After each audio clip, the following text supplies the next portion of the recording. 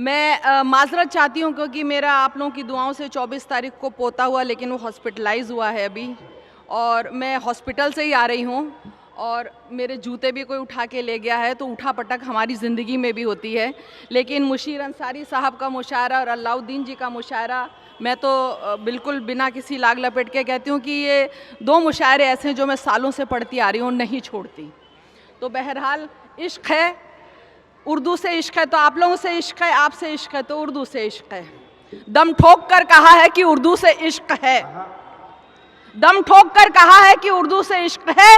इतनी वफा ज़बां से कोई क्या निभाएगा, इतनी वफा ज़बां से कोई क्या निभाएगा। क्या क्या नहीं कहा गया मुझको हया मगर, क्या क्या नहीं कहा गया मुझको हया मगर। मैं मुंतज़िर थी वक्त हकीकत दिखाएगा, मैं मुंतज़िर थी वक्त हकीकत दिखाएगा। वक्त ने हकीकत दिखाई है, आप लोग आज भी मोहब्बत कर रहे हैं, मैं आज भी आप लोगों के बीच में मौजूद हूँ। गुज़िश्ता साल में जो कुछ हुआ उसमें सबसे ज़्यादा दिल तोड़ने वाला जो मंज़र था, यूक्रेन रूस तो जो हुआ ही हुआ, लेकिन सबसे ज़्यादा वो बिल्किस का मामला और श्रद्धा का। तो मैं एक बात कहना चाहती हूँ कि हया, मेरी बात को वो करना चाहे किसी का भी जो भी इसका अंजाम हो, हया हम लोग सच्ची बात कहने से नहीं डरते, हया हम लोग सच्ची बात कहने से नहीं डरते। अदालत हम तेरे इंसाफ पे हामी नहीं भरते। हया हम लोग सच्ची बात कहने से नहीं डरते, अदालत हम तेरे इंसाफ पे हामी नहीं भरते। तुम्हारे घर की इज्जत भी अगर बिल्किस सी लुटती तो मुंसिफ सच बताना तब भी क्या ये फैसला करते। ज्यादा वक्त नहीं है इसलिए मैं जल्दी मुझे हुक्म हुआ है कुछ 2-3 नज़मों का, वो मैं आप तक पहुंचाऊंगी। जो मुझे हुक्म हुआ है वो आप तक पहुंचाने के बाद मैं, अलाउद्दीन जी ने मुझे हुक्म दिया था कि एक नज़म आप पहुंचाना और एक हिंदुस्तान वाली नज़म करना, क्योंकि बाकी सब यहाँ बाहर के शायर बैठे हुए आएंगे। एक नज़म का हुक्म हुआ है, लेकिन उससे पहले ताज़ा नज़म सुनाकर इसी सिलसिले को आगे बढ़ाती हूँ और फिर जिस नज़म का हुक्म है वो आप तक पहुँचाती हूँ।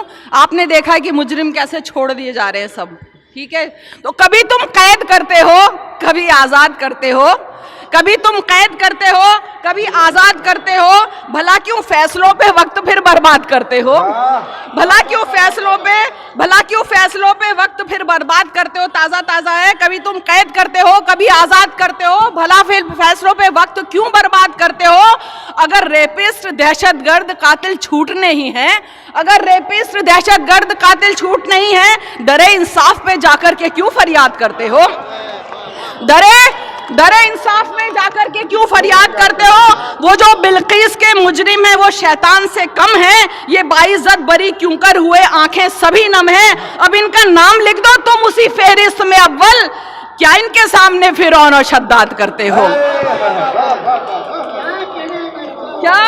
क्या इनके सामने फिरौन और शद्दाद करते हो। अभी राजीव के भी कातिल छूट आए हैं, अभी राजीव गांधी के भी कातिल छूट आए हैं और ऊपर से शराफत की भी डिग्री लेकर आए हैं। चलन उनका बहुत अच्छा रहा, वो इसलिए छूटे, मुआफी के नए कानून अब ईजाद करते हैं।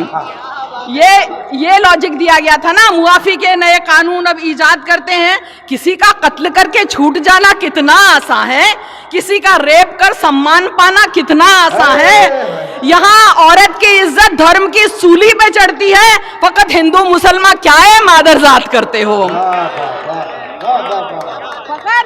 फकत हिंदू मुसलमान क्या है मादरजात करते हो। और हंगाम है श्रद्धा के ताजा केस को लेकर, जो कातिल है वो कातिल है और मर्डर भी है बस मर्डर। भले श्रद्धा का हो या अंकिता या आसिफा का हो, सियासत की यहाँ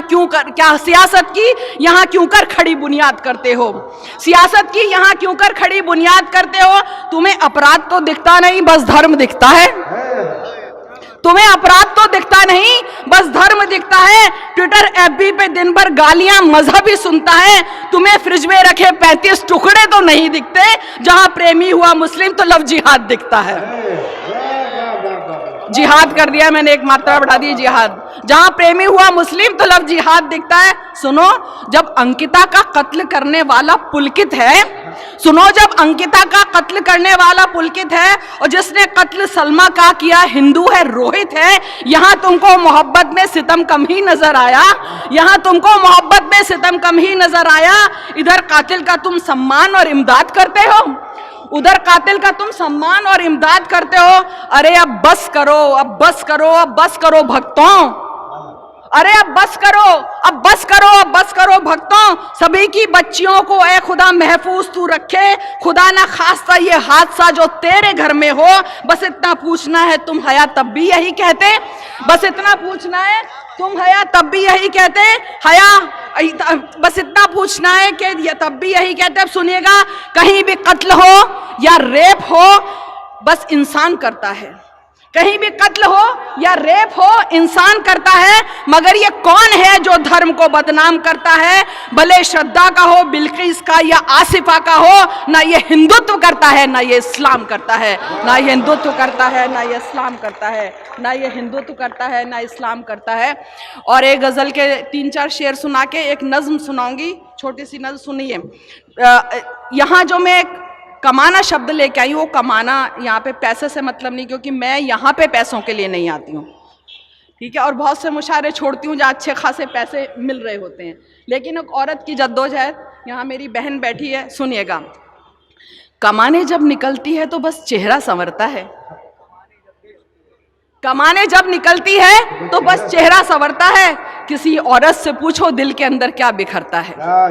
कमाने जब निकलती है तो बस चेहरा संवरता है, किसी औरत से पूछो दिल के अंदर क्या बिखरता है। वो बच्चे छोड़कर घर पर चली तो आई है, लेकिन वो बच्चे छोड़कर घर पर चली तो आई है, लेकिन मगर एक माँ का दिल ऑफिस में सारा दिन कसकता है, मगर एक माँ का दिल ऑफिस में सारा दिन कसकता है। मैं गरचे चाहती हूँ कि उसे जिंदा रखूं फिर भी, मैं गरचे चाहती हूँ कि उसे जिंदा रखूं फिर भी, मेरी हर एक कहानी में कोई किरदार मरता है, मेरी हर एक कहानी में कोई किरदार मरता है। और किसी की बद्दुआओं को दुआएं काट देती हैं, किसी की बद्दुआओं को दुआएं काट देती हैं। किसी के चाहने से कब कोई जीता या मरता है, किसी के चाहने से कब कोई जीता या मरता है। हया खामोश है लेकिन हया जब जब भी कहती है, कलम अंगार उगले और वरक भी आहा भरता है, कलम अंगार उगले और वरक भी आहा भरता है। बस एक आखिरी नज्म सुनाकर इजाज़त, बाहर के शोर है और मुझे इस नज्म का हुक्म हुआ था,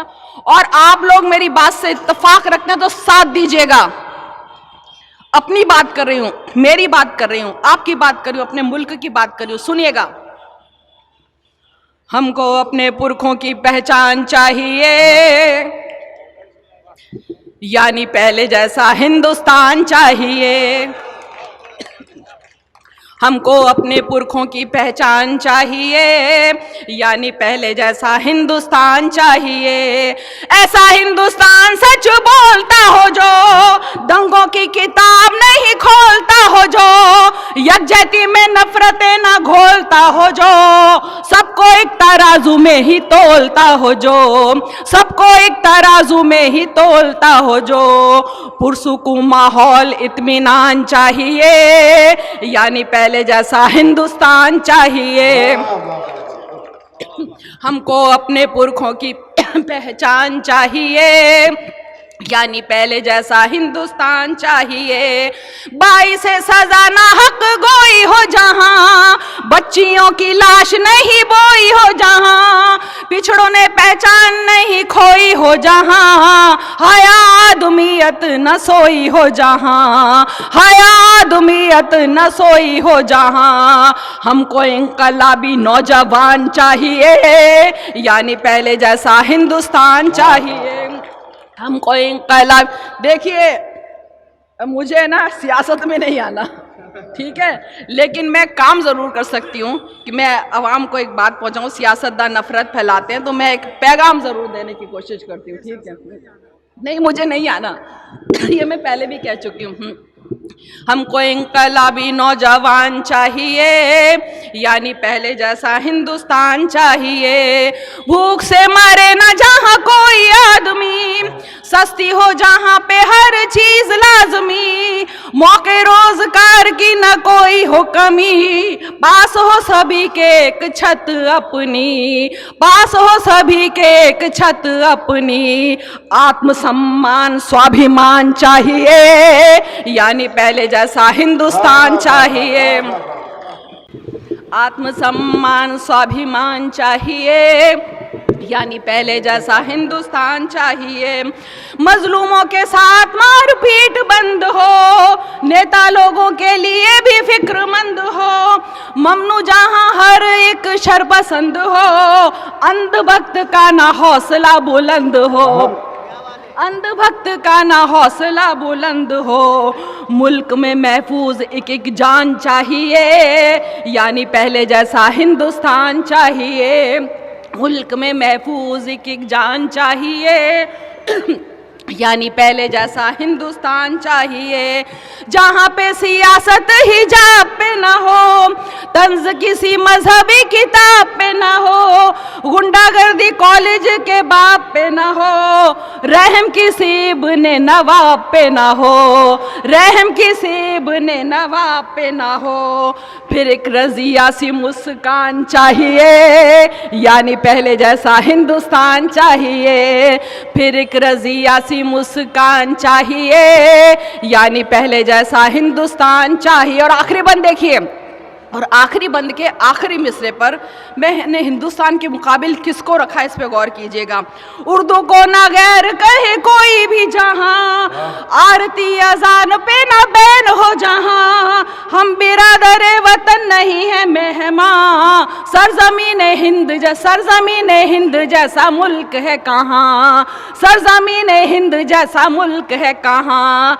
हिंदुस्तान जैसा हिंदुस्तान चाहिए, यानी पहले जैसा हिंदुस्तान चाहिए। हिंदुस्तान जैसा हिंदुस्तान चाहिए, यानी पहले जैसा हिंदुस्तान चाहिए।